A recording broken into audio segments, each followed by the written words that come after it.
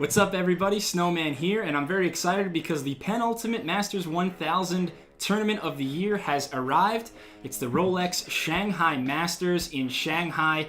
Begins today and stretches all the way to the finale this Sunday, October 14th. So it's one of the 9 Masters 1000 tournaments of the year. Roger Federer, the defending champ from last year, his win over Rafael Nadal in 2017. Unfortunately, the number 1 player in the world, Rafael Nadal, will not be at this tournament, along with Grigor Dimitrov. Those are a couple top guys missing. But let's take a look at this draw. Let's see who is here and ready to compete for a trophy in Shanghai. All right, Section 1 of this Shanghai tournament begins and ends with the number 1 seed and the defending champion, Roger Federer. It's his 10th event of the year. He's been playing very sparingly, picking and choosing when to rest his 37-year-old body, but he will be one of the favorites. This is a pretty comfortable setup for him. Yes, there's a potential clash with Milos Raonic in the 3rd round. You have Kei Nishikori also lurking in the potential quarterfinals, but I'm already going to look ahead to a Fed and Delpo clash in the semifinals. I think it's very doable. Fed leads that head-to-head series 18-7, and 10 of their last 12 between the Swiss Maestro and the Tower of Tandil. 10 of the last 12 have gone the distance to a final set decider.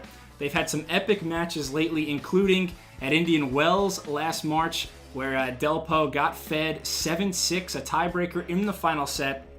So I think Fed is the heavy favorite here in the first quarter, but I'm also looking at the American Sam Querrey, who began the year ranked 13, and he's fallen all the way down to 54.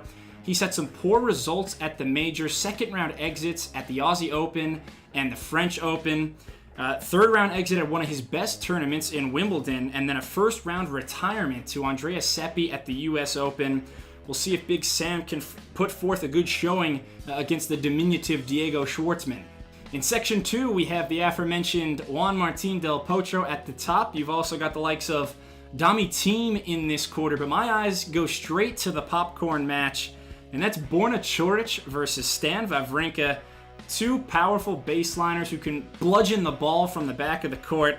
Stan has been really solid lately, 10-4 in his last 14 after beginning the year 6-11, and he recently made the semifinals in St. Petersburg. Meanwhile, for Borna Coric, he's about 6'2", 6'3", and I love his game. It's so balanced. There's no glaring flaws with this young Croatian. He's got a strong serve, some thumping ground strokes. He's an above-average mover, and I'm still in shock, quite frankly, that he beat Fed in the Halle final this year on grass. But this guy, make no mistake, he is built for hard court success. Coric is a tank, and I think him versus the Stanimal is going to be fireworks in that 1st round showdown. Moving to Section 3, we've got young Sasha Zverev's quarter. You also see Marin Cilic, who, like Federer, like Djokovic, hasn't played since the US Open. They'll be the 2 favorites, but again, my eyes go to a prime-time 1st round clash. And it is Denis Shapovalov against Nicolas Basilashvili. How about this? The always exciting rising superstar Shapstick. I kind of liken him to Hugh Jackman because he is just a great showman. And then on the other side, Basilashvili, he's from the country of Georgia. He's got that vintage Bond villain look. And he was ranked as low as 89 this year, but he won his first career title at the 500 level event in Hamburg on clay. He had to go through qualifying for that event too. Then he gave Nadal a hellacious round of 16 battle at the US Open. And this week in Beijing, he's into the final of the China Open, set to play Juan Martín del Potro tomorrow. The 26-year-old Basilashvili peaking at the right time. And him versus Shapovalov is going to be a really fun matchup in this 3rd quarter of the Shanghai draw. Could we have a Laver Cup rematch in this quarter number 4 of the draw? You've got Novak Djokovic and Kevin Anderson. The South African did, in fact, win in Chicago, but in terms of competitive play, nobody's been hotter than Novak Djokovic over the last few months. He's now 23-1 in his last 24 titles at Wimbledon, Cincinnati, and the US Open. Joker's been on fire, and at this point, he's pretty much playing with house money because of how the rankings points are set up. He missed with injury all of the last half of last season. So he is only playing to pick up points. Meanwhile, Nadal and Fed will be losing points here at the end of the season. And Joker, all of a sudden, he's in prime position to snatch that number 1 ranking away from Nadal, away from Federer, and claim the top spot by year's end.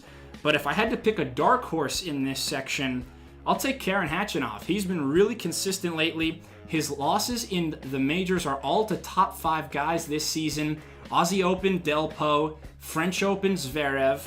Wimbledon, it was Joker. And then Nadal at the US Open. So he's only losing to the top guys at the premier events.